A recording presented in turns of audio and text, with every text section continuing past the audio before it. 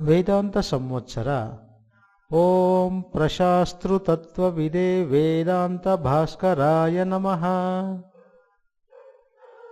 ಸೂರ್ಯಚಂದ್ರಾದಯೋ ದೇವಾಃ ಪ್ರಕಾಶನಪರಾಃ ಸದಾ ಯಸ್ಯ ಪ್ರಶಾಸನೆ ಭಾಂತಿ ಬ್ರಹ್ಮ ವೇದಾಂತ ಭಾಸ್ಕರಃ.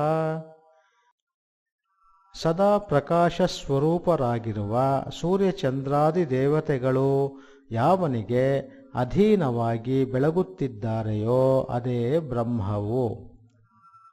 ನವೆಂಬರ್ 26. ನೋಡಿದಿರಾ ಅಕ್ಷರದ ಮಹಿಮೆ? ಏತಸ್ಯ ವ ಅಕ್ಷರಸ್ಯ ಪ್ರಶಾಸನೆ ಗಾರ್ಗಿ ಸೂರ್ಯಚಂದ್ರಮಸೌ ವಿಧೃತೌ ತಿಷ್ಠತಃ. ಬೃಹದಾರಣ್ಯಕೋಪನಿಷತ್ 3:8-9.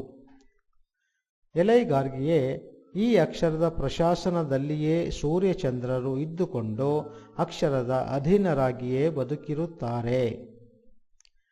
ಅಕ್ಷರದ ಮಹಿಮೆಯನ್ನು ಈ ಮಂತ್ರವು ತಿಳಿಸುತ್ತಿದೆ. ಅಕ್ಷರವೆಂದರೆ ನ ಕ್ಷರತಿ ಇತಿ, ಕ್ಷರವಾಗದ ಪರಬ್ರಹ್ಮ ತತ್ವ. ದೇಶ ಕಾಲಗಳಿಂದ ಪರಿಚ್ಛಿನ್ನವಾಗದ ಪರಮಾತ್ಮನೇ ಅಕ್ಷರ. ಇಡೀ ವಿಶ್ವದ ಜನ್ಮಸ್ಥಿತಿ ಲಯಗಳಿಗೆ ಕಾರಣವಾದ ಪರತತ್ವಕ್ಕೆ ಅಕ್ಷರ ಎಂದು ಹೆಸರು. ನಾಮರೂಪ ಕ್ರಿಯಾರಹಿತವಾದ ಪರಿಪೂರ್ಣ ತತ್ವವೇ ಅಕ್ಷರ. ಈ ಅಕ್ಷರದ ಪ್ರಶಾಸನದಲ್ಲಿಯೇ ಗ್ರಹ ನಕ್ಷತ್ರಾದಿಗಳೆಲ್ಲವೂ ದುಡಿಯುತ್ತಿವೆ. ಸೂರ್ಯನು ಚಂದ್ರನು ಈ ಅಕ್ಷರದ ಶಾಸನದಲ್ಲಿಯೇ ಬದುಕಿರುತ್ತಾರೆ. ಸೂರ್ಯನೆಂದರೆ ಸಾಮಾನ್ಯನೇ? ಸೂರ್ಯನು ಗ್ರಹರಾಜ. ಸೂರ್ಯನು ಪ್ರಕಾಶ ದೇವತೆ. ಸೂರ್ಯನು ವಿಶ್ವವನ್ನೆಲ್ಲ ಬೆಳಗುವ ಮಂಗಳ ದೇವತೆ, ಜಗದ್ವಂದ್ಯ ದೇವತೆ ಸೂರ್ಯ.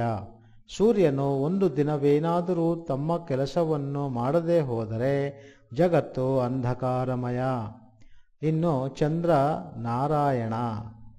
ಈ ಸೂರ್ಯಚಂದ್ರರು ಅಕ್ಷರಕ್ಕೆ ಅಧೀನರಾಗಿಯೇ ತಮ್ಮ ತಮ್ಮ ಕೆಲಸಗಳನ್ನು ಮಾಡುತ್ತಿದ್ದಾರೆ.